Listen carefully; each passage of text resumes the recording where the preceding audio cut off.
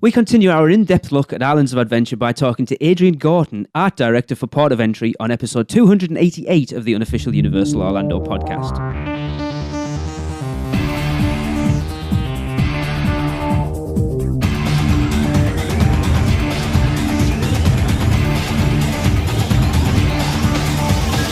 Hey everyone, I'm your host Lee. Joining me for this epic episode, which I'm very excited about because we'll be talking about one of our favourite areas of Islands of Adventure, is Tracy. Hello everyone. And Darren. What's up, Internet? And of course, Chris. Hey guys. And joining us is our very special guest, Mr. Adrian Gorton. Hi Adrian, thanks for joining us. Well, Paul, thank you very much for inviting me. We are very excited because, as we've said, Port of Entry is one of our favourite areas of Islands of Adventure, and we're doing a series of podcasts where we're going to go island by island around Islands of Adventure. We've already done one where we've sort of talked about some fan theories about the area itself and our thoughts and stuff on it, and then we wanted to talk to you, obviously someone who worked on the project.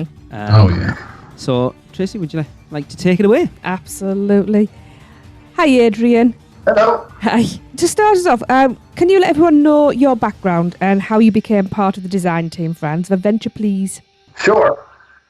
Yeah, I went in college, of course, to the University of Colorado, and my major was History of Art and Architecture, with a minor of painting and sculpture. And then after my college days, I decided I wanted to be an architect, so I started working in Palos Verdes Estates in Southern California, but I had applied for a position at a company called Randall Duell and Associates, who was doing theme parks. That was in 1974. In those days, if you wanted to design a theme park, the only person you could go to, the only company, was Randall Duell, because Disney does not hire out. You can't go to Disney and say, hey, I got a big pile of money and I want to make a theme park. Will you help me design it? They won't do it. No. Right. But Randall Duell would. So that's where I got started. But I worked there for about a year and a half, and then the oil embargoes from the Arabs cut theme park development short because nobody had gasoline to drive to the theme parks. Oh, yeah. And that's when Universal called Randall Duell, because whenever they got into a jam and needed people to come to the studio to work on either television or film projects, they would call Randall Duell and say, listen, can you loan us somebody? And I was loaned to Universal in July of 1975. Wow. So that was where I kind of started. And at that point in time, Universal, of course, didn't have any theme parks, but they did have a tour. So I worked basically in film and television for a few years, and eventually ended up over at MGM and 20th Century Fox and Paramount, and I've worked for all the major studios. But when Universal decided they wanted to get into the theme park business, I was one of the first art directors, and that's when we did Universal Studios Florida, and I was one of the art directors on Hollywood specifically for that theme park. Wow. But getting more specifically to Islands of Adventure, I was working in Malaysia on a park for the Malaysian government when Universal called and said, listen, we're going to do another theme park and we'd like you to come back and design a piece of it for us. So I did. I came back, and of course they had developed a new plan for the park. It was going to be a central lagoon, and then the themed areas would be arrayed around that lagoon. Yeah. Mm-hmm. And there was some discussions with the executives and so forth, and they were selecting art directors that they thought would be best suited for the various areas, and I ended up with the entry experience at Port of Entry for the park. Yeah. Awesome. So cool. And we started with a clean sheet of paper. Port of Entry was, I think, well, I'm sure it was the only themed area of all of Islands of Adventure that was a clean sheet of paper. There was no IP. Yeah. Right? Intellectual property to go to, like there was for Jurassic, or there was for superheroes or Seuss. It was a completely open, creative period as to what it was going to look like and what did we think would be the best greeting for guests coming to this Islands of Adventure. Awesome. And going along those lines there, what was the the objective they gave you for the entry area for Islands? Just that it would be exciting and intriguing and welcoming for guests from wherever they came from, whatever their background was.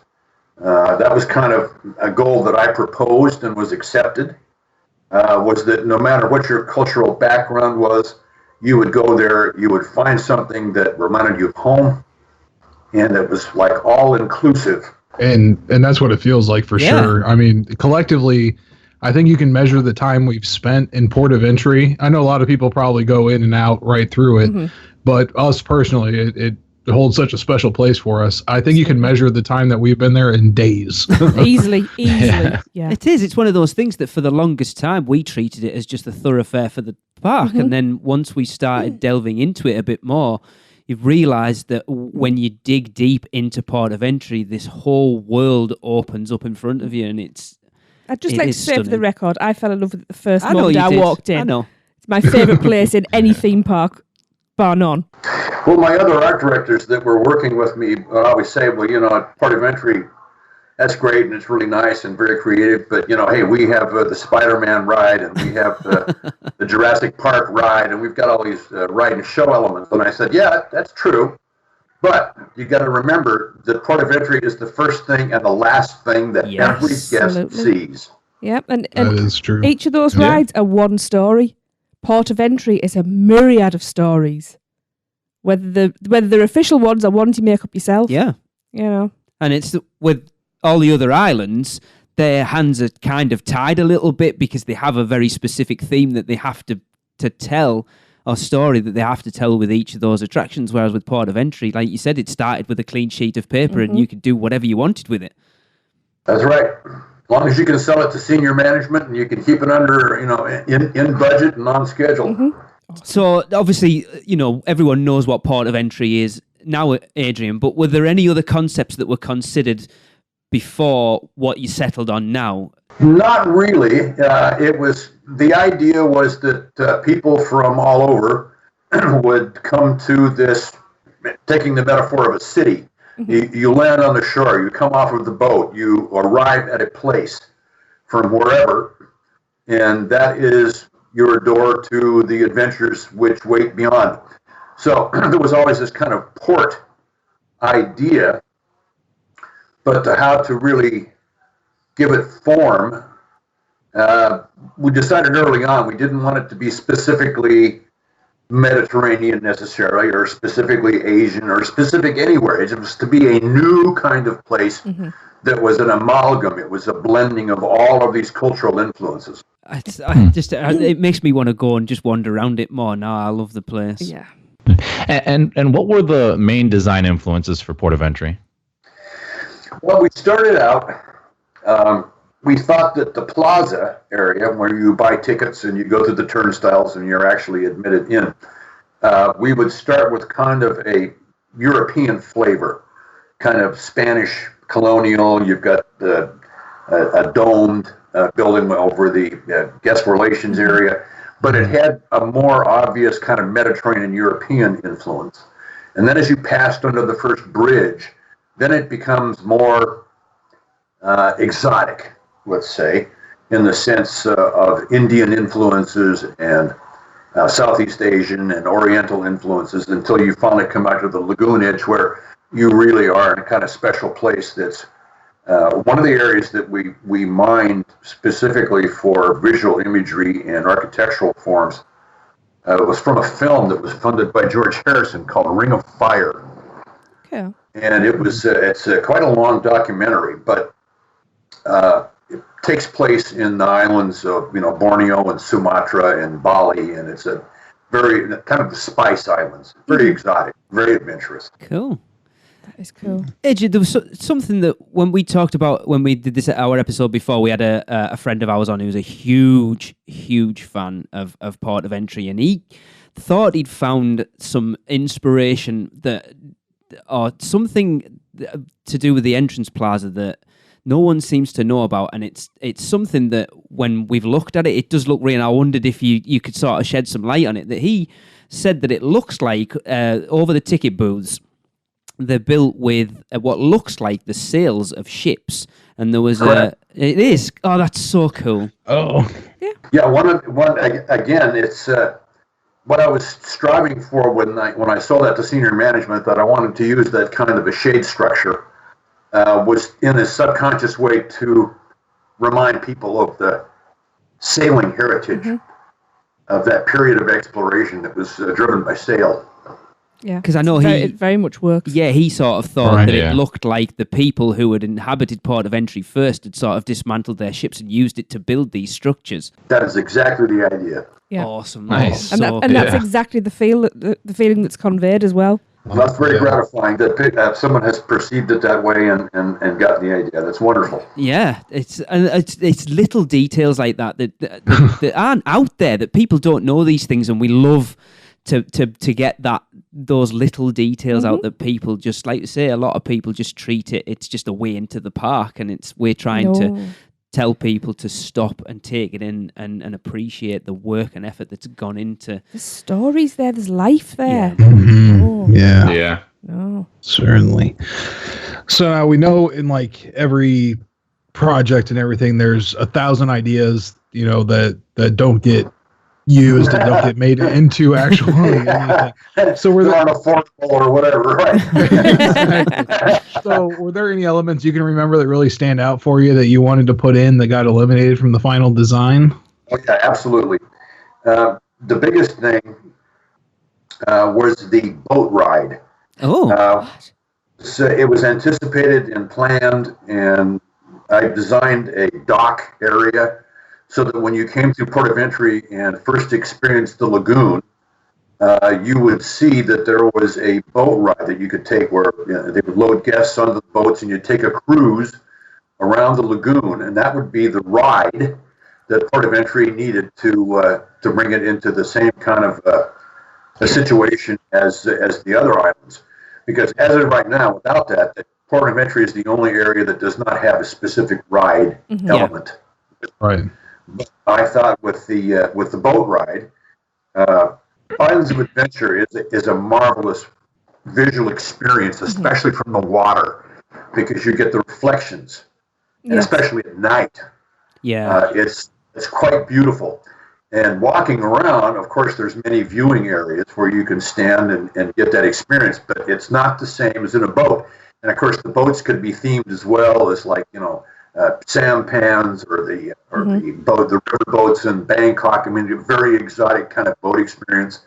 Yeah. And it also gives guests an experience an opportunity to rest for a bit and to talk with their families and take pictures and video. And then they come back around, and there could have been other loading areas where they could have gotten off at Jurassic, for example, other dock areas where. Anyway, that was my big disappointment. They still have not put that in there, and I think it's an omission that's regrettable. Yes, I agree. Certainly, especially because they're not using that lagoon for anything else. No. Yeah, it would be a perfect spot for that. I think it would become like as iconic as something like the People Mover at Magic Kingdom. Yeah, I agree. It would give you an amazing overview of the park. It would not be a huge cost. I mean, compared to the other ride elements that are so complex and so technical now, adding a boat ride would be a terrific upgrade for Islands of Adventure, and it could be easily operated and could be done very safely. I hope that they do it. Certainly. Yeah.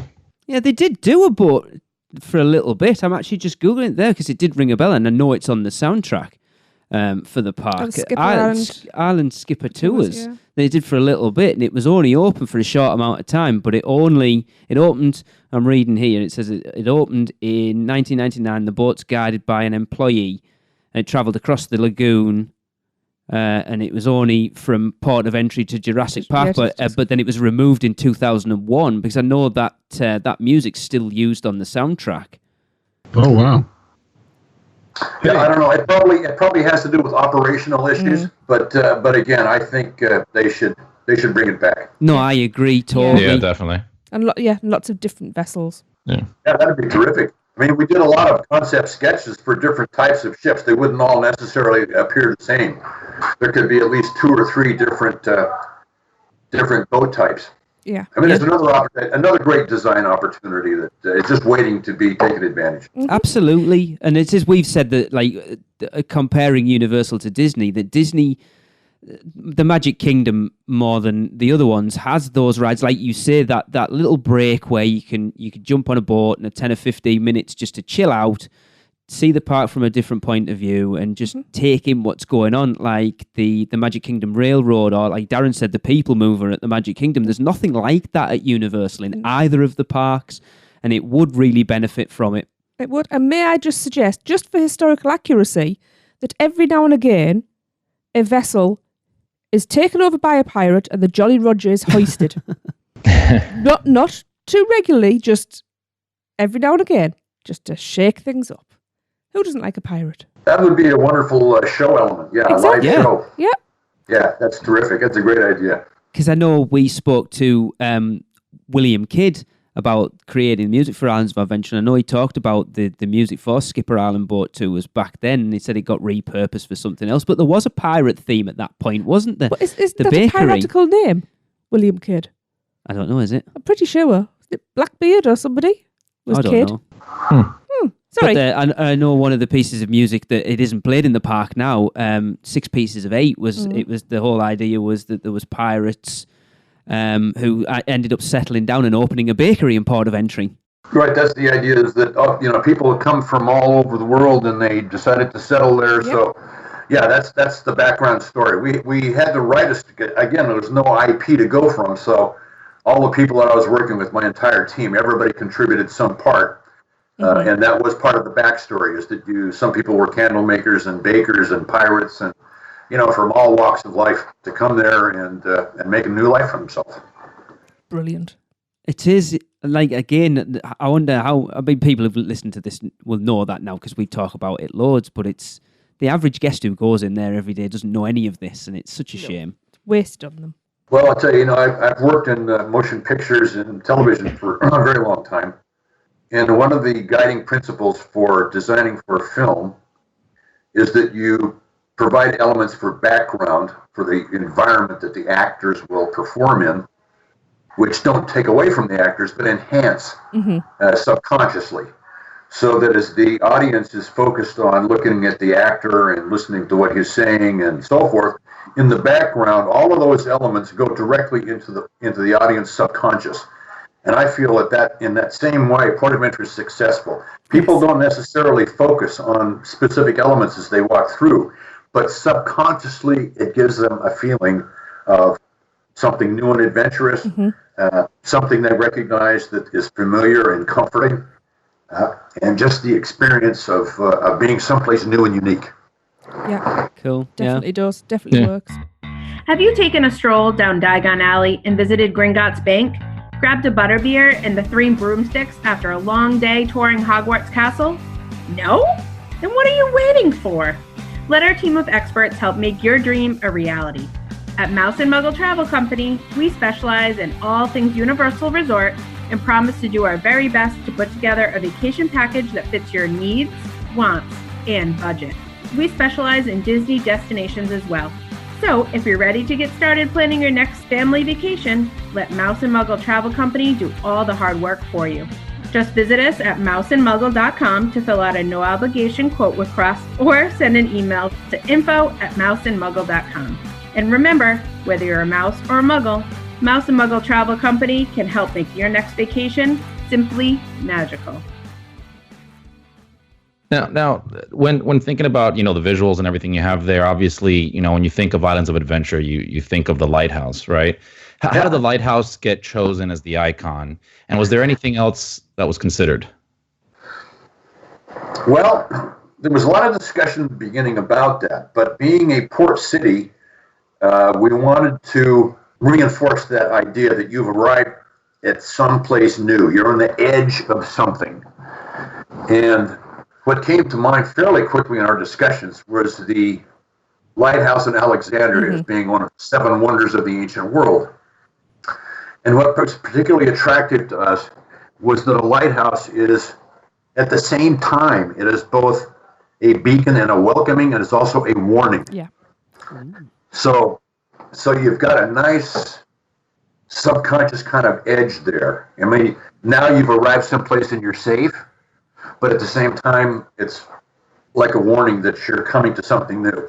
It worked out very well for us, and we went through a number of iterations. And in fact, at the time we were doing the design, they had just found some parts of the original Pharos lighthouse in the harbor in Alexandria, Egypt. And I thought, God, this is fantastic. Let's do a replica of the Alexandria lighthouse. And in the base of the lighthouse, we can have an actual stone from one of the 7 wonders of the ancient world. Wow. That's cool. That's awesome. Yeah, so I thought that would be awesome. So we went around and around for that for several months, but we finally decided we wanted to have it more uniquely just Universal. We weren't doing anything historic. Yeah. And I kind of got that. So we decided on this kind of spiral shape. I mean, the base of the lighthouse kind of gives a nod to that square base that the Pharos lighthouse in Alexandria had, but then the upper portion becomes a kind of free form, using the stone forms that I generated for most of the rock work in Port of Entry is based on kind of Maya and Incan stonework. And we used that metaphor to complete the lighthouse. And then the upper portion of the lighthouse, that was another thing that took a very long time to design. But it was kind of I would say, Middle Ages kind of mystical spinning mirror, something unusual, something unique, but with a sense of antiquity to it. Not something new and high tech, but kind of high tech, but 1,000 years ago. Yes. It kind of reminds me of those mirrors that you see in like the Mummy films, you know, when they have the mirrors all pointed in a different direction and they turn the one that has the sun shining in from the entrance that lights everything else up. It has that feel about it. Yeah. Exactly. That's perfect. That's exactly what we were trying for. What I love about the lighthouse is it's one of those things again that it serves as the icon to Islands of Adventure, but if you're in City Walk on a night, you can see that lighthouse from everywhere. So it adds something not only to Islands of Adventure, but to the resort as a whole. Yeah, it's kind of cool too when you come in from the boat from a hotel because you have a lighthouse that you're approaching. Yeah. Yeah. For me, it's the lighthouse. You can keep your globe. I agree totally. Yeah. Yeah, I think it's been quite successful, and of course, Universal uses it in a lot of their advertising. It's quite unique. It is. There's really no other theme park that has anything quite like that. No, you're right. They don't. No. So, were you or your team able to get any personal little details into the design, that you could point out to your loved ones that represents them? Well, I'm going to give you the corporate speak first. That Universal discourages that. Absolutely. Now, having said that, yes.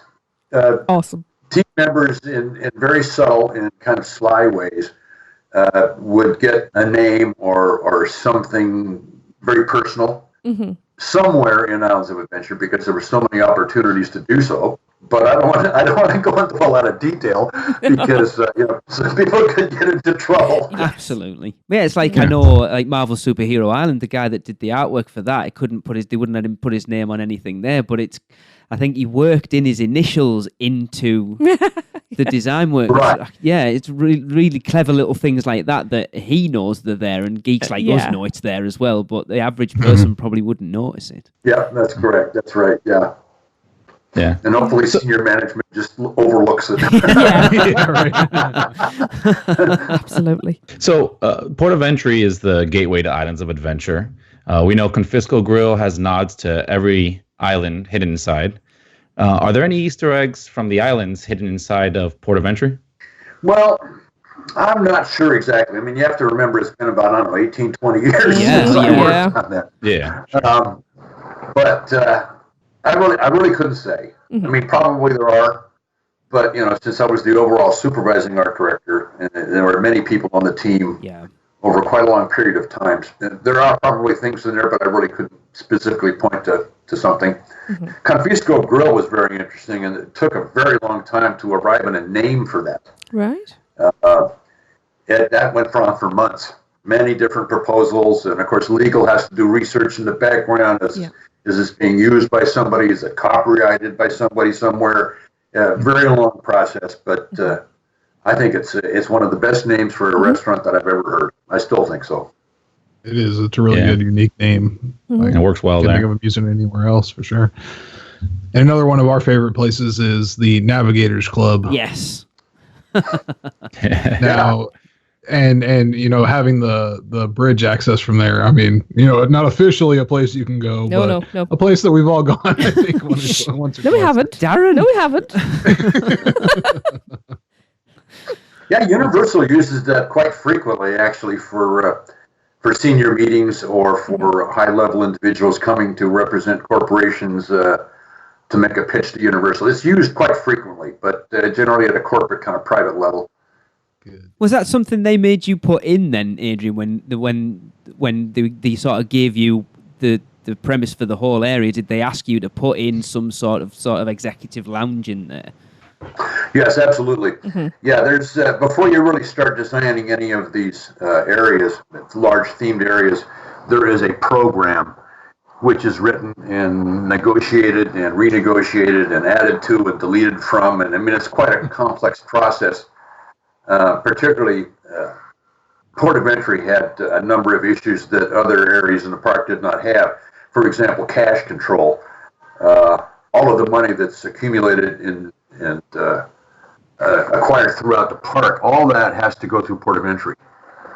And of course, it's all below ground and in vaults, and it has to be accessed, for armored cars to come in and take the cash and so forth. But one of the programmed elements is they wanted to have a private, executive level kind of conference area. That was part of the program. Yes. Yeah, and in the perfect spot that you come out on the bridge and you can see the whole park out in front of you. That panoramic view is stunning from there. Mm-hmm. Yeah. Cool. Awesome. And, finally, what is your favorite personal hidden gem in Port of Entry? Well, it's not necessarily hidden. It's the icon. I was kind of the lead guy on that whole process of development, and the sketches and meeting with architects and meeting with concept artists from, I would say we probably worked with 3 or 4 different architectural firms. We probably looked at 100 different concept sketches for that, and to just be part of that process and keep guiding it to what I thought was going to be something very special. That to me was, and the bridges too. That's the other thing that we wanted to add that most theme parks don't have when you enter, are these bridge elements which function as kind of like a proscenium, so that you have a sense of like you're going backstage. Yeah. And again, it's kind of subconscious. And I wanted to bring that into guests' mind that they're coming someplace special. They're seeing the behind the scenes. And I was able to keep 2 of those bridges in there. And I think those are very special elements. Mm-hmm. Actually, that brings me another question, if you don't mind me asking, Adrian. Obviously, the first one you come to says the adventure begins, and then from the flip side, coming back the other way, the adventure lives on. When did that sort of idea come to fruition? As we started designing and started developing a graphics package, which again is, I think is sensational. If you go through Port of Entry, and wherever the wayfinding signs are located, and the signs which identify Confisco Grill, or whether it be stroller rental, I mean, it doesn't really matter. All of the graphics, I think, are exceedingly well done. Mm-hmm. They're wonderfully artistic, different use of materials and colors and textures. Just did a great job. Mm-hmm. But we wanted to again welcome the guests on the way in, and since they're coming back out through the same place, through Port of Entry, we wanted to make sure that the guests knew that we were appreciative of their visit. It's a really good element that, again, you kind of notice it but not notice it, and it's unique. It is totally unique to a theme park. Yeah, it is. I think, like you say, with Port of Entry, it is unlike any entryway in any theme park, really. It's like a welcoming hug as you go in. It really is. And I just want to live there, I'll be quite honest. we need a few apartments in there. And just going back to the bridge element of it, I absolutely adore bridges. I always have done for some reason, and I am truly grateful for the bridges that are in there. So thank you for those.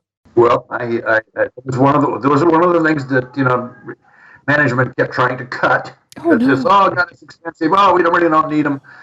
But but I fought hard for them because I thought they were an important design element. Yeah.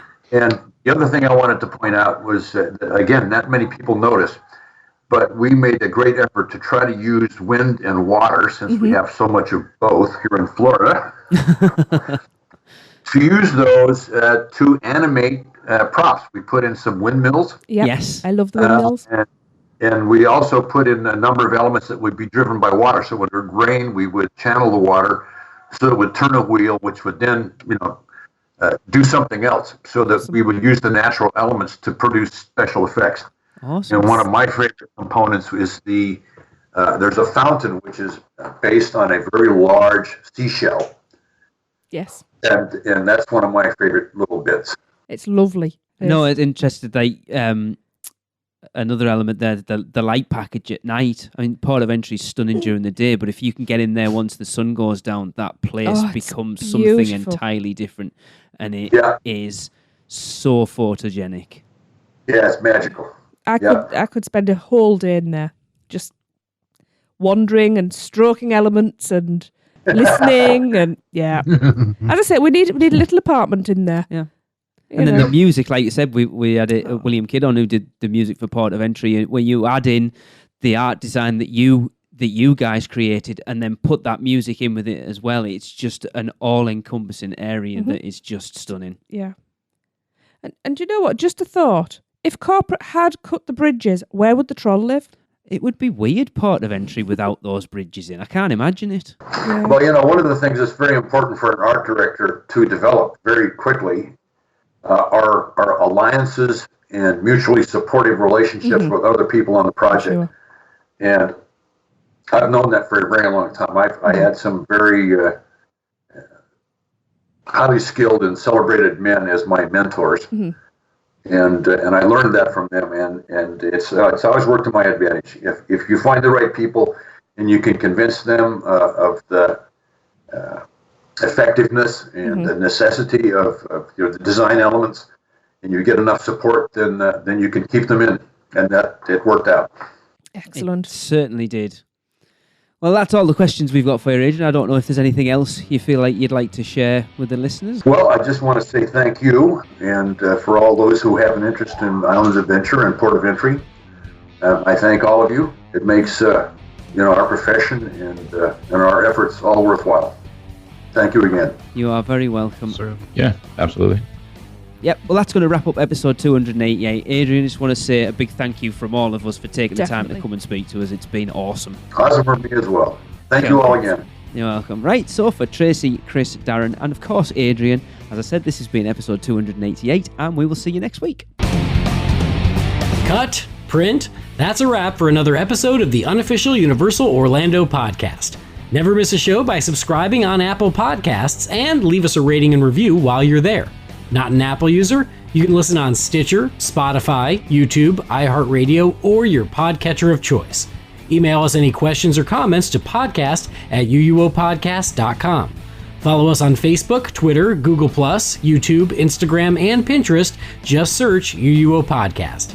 Keep up with the latest news, rumors, and updates on our blog at uuopodcast.com.